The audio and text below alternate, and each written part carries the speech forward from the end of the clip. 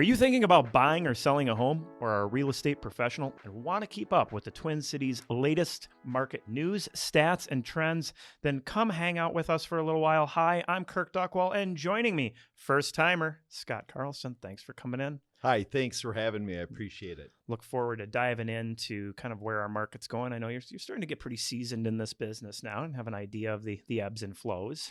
Yeah, I've been around for a little while now, and my wife and I are a great team and work really well together. And we're already working with buyers and sellers, and it's just January, so it's going to be a great year. Yeah, I know one of the other owners of BRIX, she was talking about like, oh my gosh, I just did 30 some showings this weekend. Like, it's just insane. Wow. That's good news. Oh, Yeah. yes. And then yes. Chad got you in to Good tell to us see you all guys. about the rates and why they're not at 5% yet. We're getting there slowly but surely, right? Yes. Yeah. Yeah. Can you speed that up a little bit? That'd be great. Let me make a phone call. Yeah. Yes. So yeah, today we're going to kind of deep dive in the next segment into the high likelihood that home prices will change by about 8% in about 30 days. Now, what 30 days am I talking about? What period of time? We're going to get into that, but it is coming up here, and it's something that home buyers and sellers should really know, and the numbers behind it, and how I got to this conclusion, looking back historically, even in really down years, the trend that we see, and how, if I was to say to a seller, like, hey, they come to me right now in January, oh, I want to sell my home, let's put it on the market right now. Well, let's have a conversation, because this could be the difference of tens of thousands of dollars by just waiting a short period of time. Or a seller is like, oh, I feel like I have to sell now. Maybe just be patient. Things are about to change. And we're seeing some of those signs of those changes. And so, right now, let's kind of dive into that piece.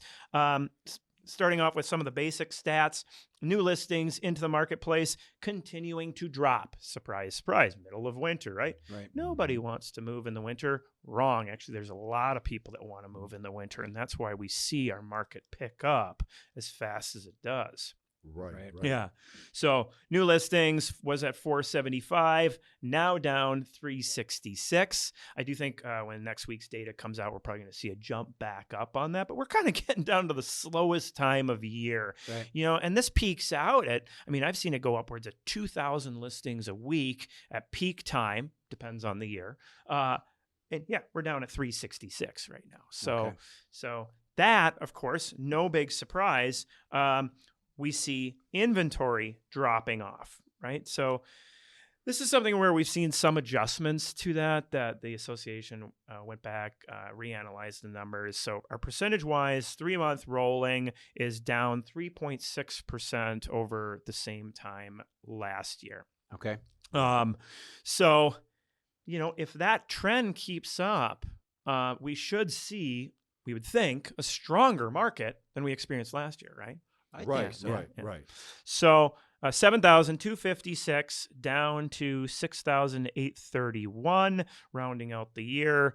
And then the previous year, it was at 7,210 the same week. So, basically a 400-ish listing difference there. And Kurt, what week is that?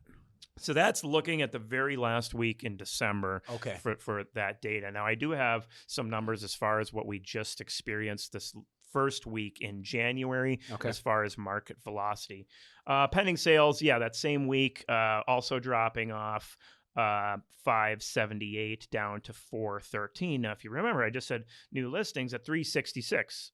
So more sales than new listings, right? That's bringing down that inventory. Right. Well, and Kirk, you also need to take into account that, you have Christmas and, you have a short period of time where people, stop thinking about purchasing or selling, over the Christmas holidays. But then after that, they get really excited.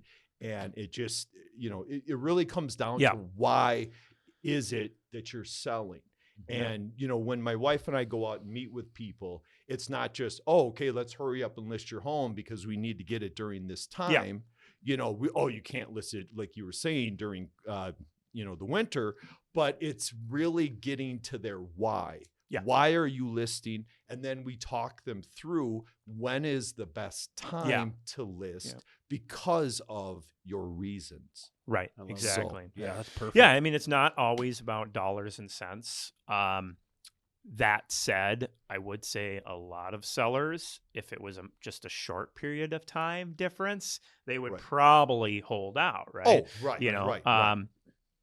but I mean, I have clients right now. No, it has to go just due to reasons, moving and whatnot, and we'll accommodate the best that we can. We're going to get into some of the techniques to maximize price no matter when here in a little bit. But yeah, so you're talking about, you know, the week of Christmas, that period of time where a lot of people aren't thinking of selling or buying. I think it's more so on the selling side they aren't thinking about it, because I think the buyers are out there. And the reason being is we actually saw a spike in that market meter a bit as far as that velocity showing activity. But what's interesting is they were going after deals. Mm-hmm. The days on market made a pretty big jump up on that. Like, over a course of just a couple of weeks, we were like a 30-ish some day average, and boom, up to 48-day average day on market, which means the buyers were looking for the stuff that had been hanging out for a while, and they're trying to capture deals in that slower market or perceived slower market time. What a cool story, though, right? I mean, so those people that were waiting, right, could have been waiting for a deal or just sheer affordability. Yeah, and I know you and I got a couple under $200,000 on a single family home here in St. Paul. Yeah, and they were pretty much move-in ready homes. Yeah. So my point is, my gosh, cool story, because we've got someone into an affordable situation that they've been waiting for. Yep, it took 3 years. Yeah, you know, at least. So pretty neat. Yeah. Well, it is. And, you know, I have a buyer that I'm currently looking, you know, helping as far as purchase a home. And, you know, his range is in the 275, and there's a decent amount. They're starting to show up. Yeah, they are. And they weren't there a year ago. No, they weren't. Right. It was like, before I would have had to been like, I'm sorry, you're going to have to wait. But now, you know, there's starting to be inventory, and, you know, it's great because we're able to go out there and look at multiple homes, and he's more in the driver's seat. Yeah. Well, I think the big key with buyers right now is to know that, you know, there is this opportunity here, but that window is closing. I mean, there's a reason I'm titling this show 30 days and the market's going to change by 8%, right? So those 275s are going to start to fade as we get in. Kind of the last thing I want to hit on here is that market meter, and see if I can get to rates. Otherwise, we'll just talk about rates the next segment. Sounds good. Awesome. But yeah, the market meter, we rounded out December going up over November. We were at I think it was like a 3.4 something, and then jumped up to a 4.1. In just a matter of a week. In December. Right. Wow. Yeah. So that velocity is starting to pick up. Here's where it gets interesting. As we're doing this show, we're up to a 4.34. We are faster than we were last year at this same time. So when I was talking about inventory being lower, likely to be stronger, we're already showing those signs of that stronger market coming. Interest rates, I've got just a few seconds left. We can continue this conversation in the next segment, but looking right around 7% right now. When we come back, we'll talk about as to why and where that might be going, but then get deep dive into that percentage that we're going to see homes change at 8%. Check us out online, TwinCitiesRealEstateShow.com. We'll be right back. Kirk Duckwall here again with the Twin Cities Real Estate Show. Our local sponsors are BRIX Real Estate, Network Title, Eric Bloomstrand and Chad Priebe with Bell Bank Mortgage, and James Tufson with the Preserve Group. When shopping for a mortgage, there is a formula to get the best rate. With the market today, knowing this formula is more important than ever. My name is Chad Priebe with Bell Bank Mortgage. I have over 20 years experience in the mortgage industry and in home buying education. I'd like to share this useful tool with you to help you shop for your mortgage. You can find me at chadpriebe.com or call me at 651-207-9274.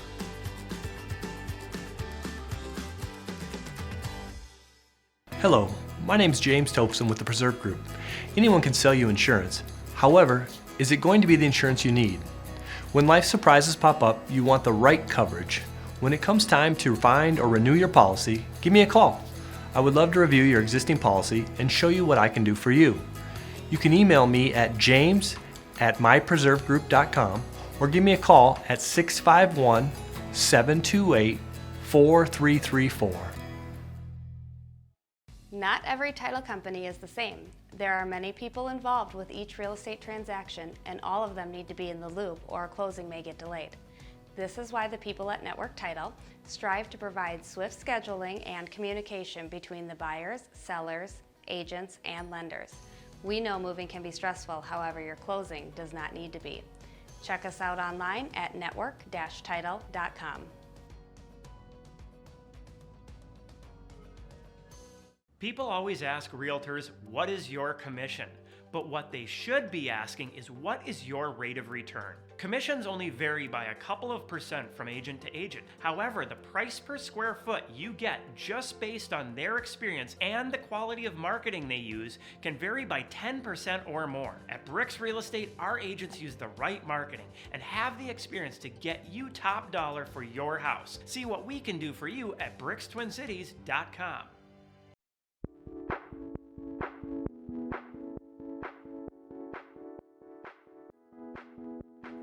Welcome back to the Twin Cities Real Estate Show. Today, we're going to talk about home prices in the Twin Cities changing by 8% in about 30 days, and when that 30-day period of time is that you're going to want to know about as a home buyer and seller. Kind of left off the last segment with interest rates. We're seeing 30-year conventional somewhere around 7%, right? Yeah.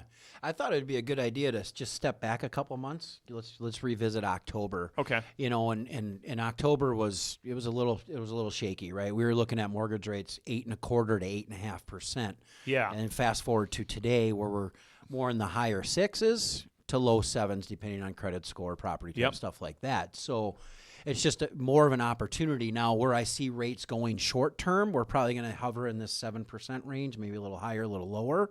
A lot of investors are banking on higher for longer. So we want to pay attention to that 10-year Treasury yield. 4.04 is the ceiling right now. So if we see that yield come up above 4.04, we could see some higher rates. Yep.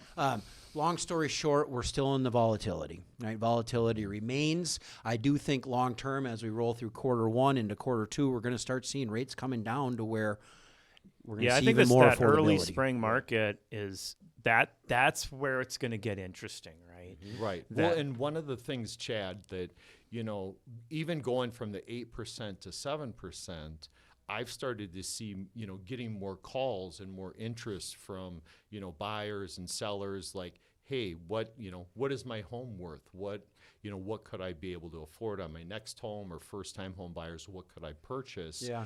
Because I think it is getting some of the people off the fence. So if you have 2 years of people saying, I'm not going to move because, but yet their families keep growing and more stuff keeps building up, right? Yeah. Exactly. And you can only rent for so long, or you can only live in your first home, and before you really need to like seriously look and crunch the numbers and talk to professionals and be like, okay, you know, no matter what the rate is, does it make sense financially for my family to sell and buy another home? Yeah, and I think a big consideration there is, you know, people in their head, it's my interest rate is at, you know, 2.5%. I'm not going to sell. But when their equity that was gained in that period of time, you know, might be completely enough to offset the difference in the interest rate adjustment, right? Right. Or what I've been seeing a lot of people doing, I think this is a smart move, they keep that house at that low rate and they rent it out.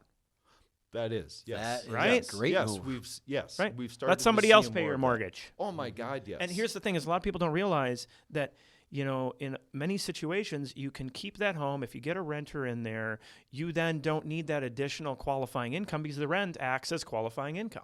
Oh, right. Yeah. Oh, yep. Win-win. Exactly. Yeah. Exactly. Win-win.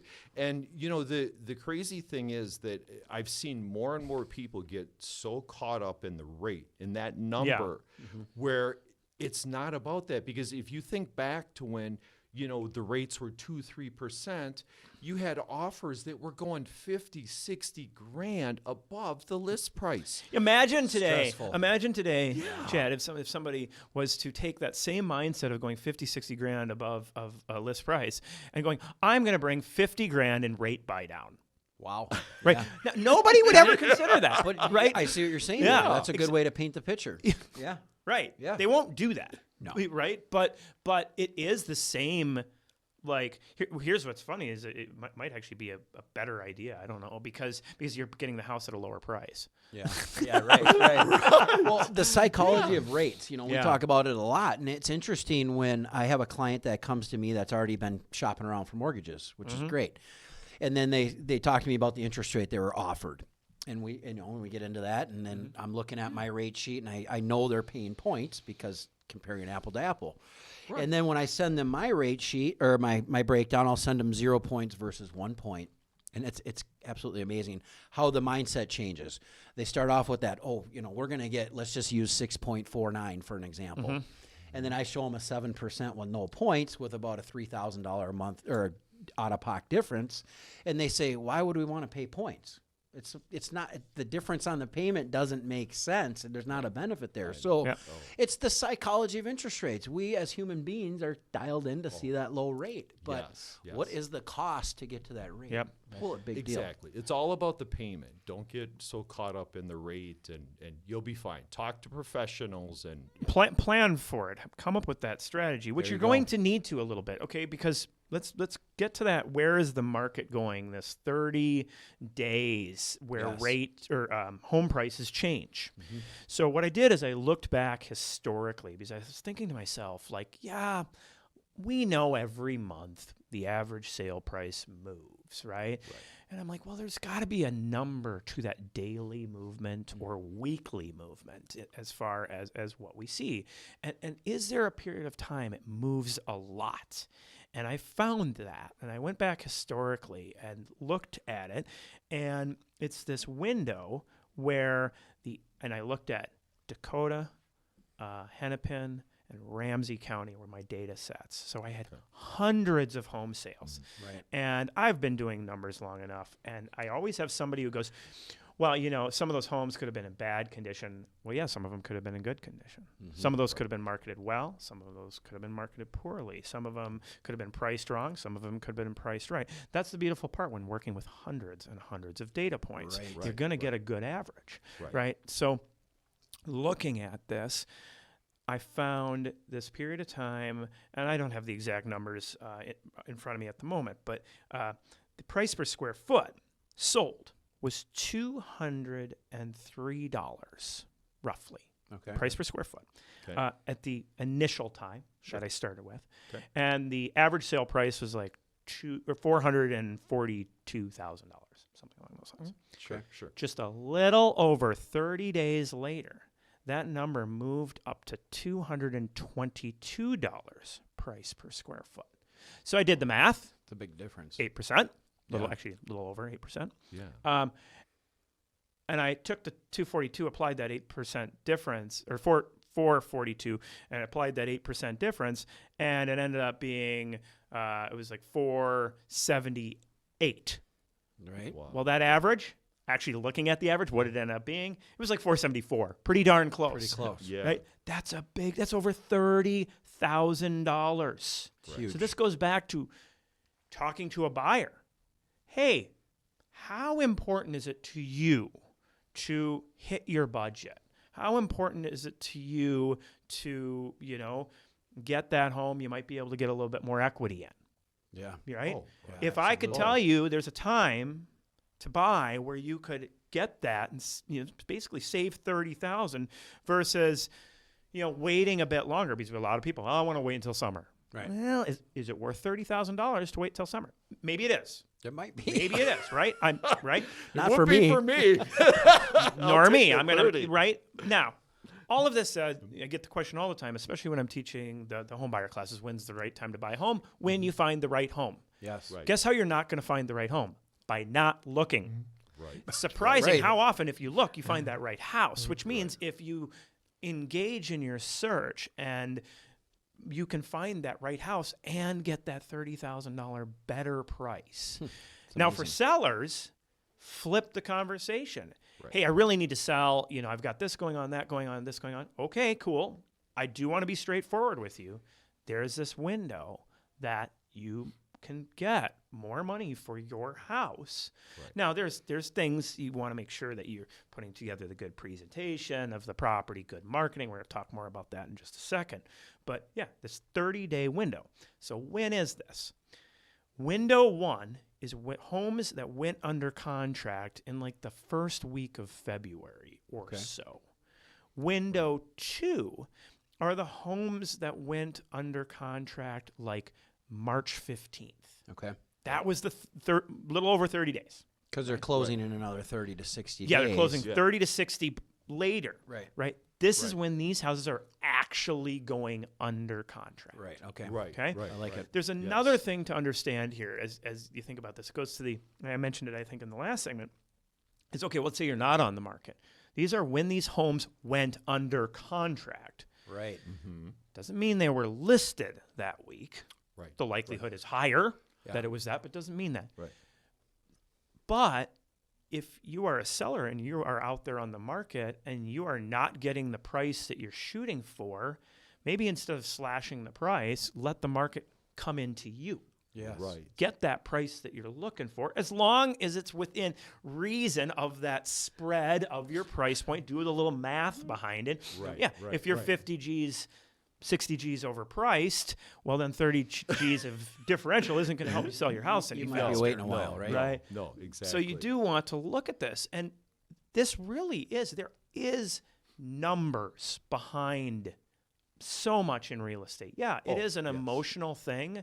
But if you understand the timing and the impacts different marketing has, different strategies, there's dollars and cents associated with it. Right. That's Well, and Kirk, you also need to, step back a little bit, and it's not just about listing the property. It's also about meeting with the real estate agent, and because a lot of times with your home, you need to meet with the real estate agent and have them take a look. You just took away you said, I shouldn't say took it away. That was the perfect segue to my next segment. Well, that's why I'm here today, is to help you get through. Darn right. No, that's right. Right. So now to your point, right? That we need to go, okay, well, if we want to hit that March listing timeline or somewhere in that window, that they need to meet, what would you say? How much ahead of time? It really depends, like when you're going to be listing it. But I would say at least 2 to 3 weeks before you're ready to list it, because a lot of times when I meet with sellers, there's some little projects they still need to get done. We need to talk about, okay, you're going to stage your home, not stage your home. There's a lot of questions that need to get answered. But the first thing is, I need to get out there and see your home. Yeah, don't worry about getting it all cleaned up in perfect shape to have the agent look at it. If somebody's thinking about it, I want that phone call. Oh, God, because then I can, if anything else, like I have some clients that are looking at listing in March or April, and it's like, cool, thank you for the heads up. Let's get a meeting on the books in about 2 weeks. We'll have a better idea of where the market is, and you can start planning. Right? Oh, God, yes. Yeah. And the thing is that, when I want to not just come out and sit down with you, but I want to take a look, walk through your house, tell me about it, tell me the good, the bad, everything, so then I can best help you navigate this selling process. That's perfect. You know what? You just had helped the light bulb go off in my head. I talk about in my home buyer classes that, planning to buy a home should be treated like planning for retirement, right? You want a plan. You don't want to just do it. Yeah. Selling your home should be like planning for, again, it's one of the biggest financial transactions you ever make. Yeah. Call your financial real estate professional that's going to help you navigate this process as early as possible to help get that ball moving. Yes. Yeah. And it doesn't matter if you're even thinking, okay, we're not going to list for a year, still have me out to take a look. Because if there's some larger projects, maybe you need to save up some money to do the projects. Let's talk through it all. Or maybe a really bad project idea. We can. Well, I had somebody looking at wanting to sell in a couple of years, and they wanted to throw like $80,000 into landscaping. It's like you're not going to get that back. No. My God, save the money and just leave it as is, or put it into something else in the home. So you're saying have a game plan? Oh God, yes. Yeah, yes, absolutely, yes. Absolutely. Yeah, and you need to call a professional and sit down with them, and it doesn't matter when it is that that you guys decide together to sell. It's about taking a look at the steps. And yes, I mean, $30,000. I was just thinking about that. That's a nice little bonus you can give yourself as far as income going into retirement, right? And you don't have to work for it. So that's huge. I learned something. So often you get somebody like devil's advocate. Well, how do you know that's going to happen for me? Well, I mean, I used hundreds and hundreds and hundreds of houses multiple years. Yeah, could you be the person who doesn't get that top end? Yeah, it could happen. However, with good timing, proper preparation, and good marketing, the likelihood is basically not there, right? You probably are you can actually outperform the average. Right. So, let's real quick. I want to chat on this one, which is the marketing of a home, right? Because marketing of the home, and then we'll get to negotiation real quick. The marketing of home is really important. However, I'm going to say this, and this is going to throw a lot of agents off. I have one of the owners of a brokerage with over 50 agents, and I have this conversation about less is actually more, and it surprises some people. And it doesn't necessarily mean less places or things that you're doing marketing-wise, but sometimes you got to be a little careful of putting out too much information. Okay. And the psychology behind this is if you show too much of the preview of a movie in the preview, right? Like if I had a 25-minute preview, are you going to go watch the movie that's an hour and a half? No, because you feel like you saw most of it. Or you're going to be disappointed because when you get there, you've already seen all the best good parts. The best parts. And guess what? When you get there, it's not going to look like the way it did in the pictures. Those are professional pictures. Right. It's like, come on. Right. So, yes, we do want good quality marketing. Like we want it to look good. And there are things like good ways to utilize floor plans, but there's also bad ways to utilize floor plans. Yes. Right? Yes. Like I think of a floor plan as trying to spec out a Ferrari and like, oh, this is what it's going to feel like when you drive it. Right. No, you got to get in that car to feel it.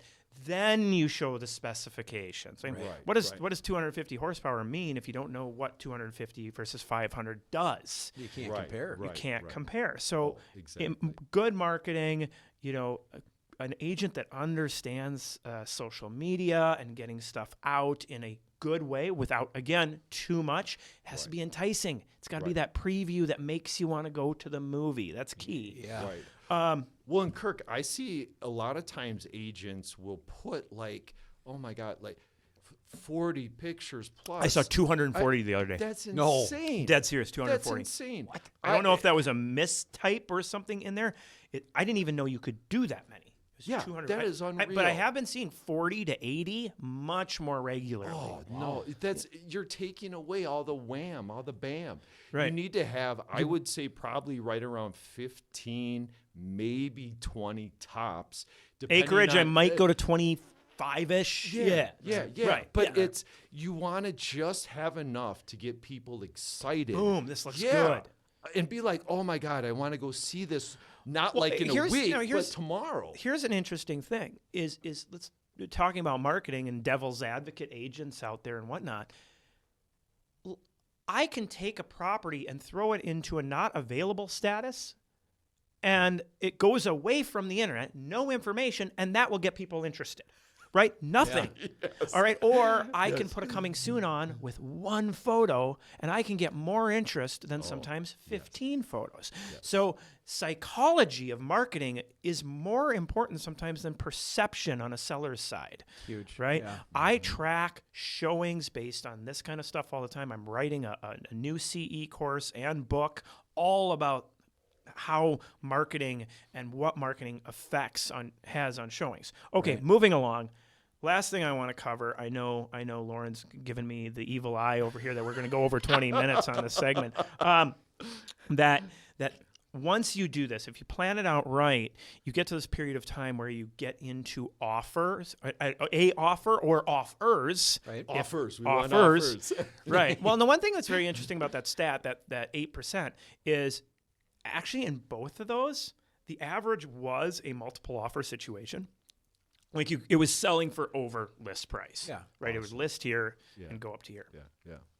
But you're going to get these offers. Well, how do you vet them? And we were discussing before the show multiple problems with lenders. Basically, I'm going to say falsely approving buyers, not doing what they said. And I think I think this may be the new, in a couple years past, it was inspection guarantees and escalation clauses. Right. I think we might see verification of lender becoming a big thing this year because of the problems that we're seeing out there of buyers, because there's a lot of hungry lenders. Danny was saying something like, now I don't know if this is correct, but like 40-50% of lenders come like LOs dropping away. Huge. Yeah. And you'll see it coming into January where it's it's no secret, right? It's across the industry, whether you're an appraiser, a title company, real estate agent, loan officer, whatever. We're all in the same boat. But as we become slow, right, we become yes people. Yeah. And lender verification should be part of the process. Yeah. The track record, because that's going to get your client to the finish line or not. Yeah. I would love to see that, because if I could get an early wish list for Christmas and next year, that would be it, because there's been way too many times when I've gotten nervous for my seller. Yep. It's not a good situation when you're getting down to the wire, you're almost closing, and then all of a sudden you find out, oh, wait a minute. So simple things that can be done, out there in regards to this is, doing lender verification, picking up that phone, talking to the lender about what they have done, right? Has it actually gone through underwriting with paperwork, right? Right. And as well as, just going in and typing in the person, or what I do is a lot of times, if it's a bank, I type in that bank's name, mortgage reviews, and then I look for a site that it's more third party. It's not an ad site. Yeah. That's just there to promote lenders. Correct. Right. But it's a true, verification or reviews. Right. Well, and when I'm working with sellers, I like to have a conversation with that lender that the buyer is using, and I want to drill them and ask some of the tough questions before I talk to the seller about, offers, and so I can give them more information. But I want to know, is this person actually pre-approved? Are they solid? So when I go back to the seller, I can say, okay, I talked to all these lenders. Here's what's really going on, not just the highest price or quickest closing. Yeah, who can offer isn't the best offer? Well, that's the key. It's the terms that work best for you as the seller that can get to the closing table. Right. Exactly. Right. So that's a huge piece of this, because if this is botched up, right, by the real estate agent on the verification, your window, let's say you hit that window of that highest price, that window has closed, right, because now you're forward in advance time, yep, and that opportunity has passed by and the market's slowing back down. Yeah. So you want to make sure there's multiple pieces. There's the timing, there's the prep work, there's the marketing, the right marketing, and then there's the negotiation, the verification. I think is really important out there. I know this is a long show. We ran a bit on it. Scott, thank you so much for coming in today. Thank you for having me. I really appreciate it, guys. Love to have you back. Yes. Chad, you as always, appreciate it. Thank you. Even though you were pounding on the table a little bit with your Did hands. I? Yeah, Sorry, guys. You actually, I think, scraped your hand across the table. That's okay. Lauren will have to go in and fix it in the editing. Sorry, Lauren. All right, everybody. As always, check out TwinCitiesRealEstateShow.com. There you can find our Smart Home Buyer book, our Smart Seller book, our upcoming free class on the 24th for home buying. You don't have to be a first-time home buyer. We have buyers that have purchased many homes come to this. Funny thing, we teach this as a continuing ed class as well. Different name, but same course. We have agents fill up an entire classroom to take this class. So it is really good on the 24th, Hack Home Buying. Come check that out, TwinCitiesRealEstateShow.com. Everybody have a great week. Don't forget to check us out online anytime at TwinCitiesRealEstateShow.com. There you can find all of our past shows, our weekly market updates, along with the latest and greatest searching and researching tools, and our free publications to include the Smart Home Buyer Guide and the Smart Seller Guide, along with the BRIX Report. All of these free for you. If you have any real estate questions, please feel free to give us a call, 651-303-0019. Again, 651-303-0019. Happy to help answer any of your real estate questions or assist with your real estate needs.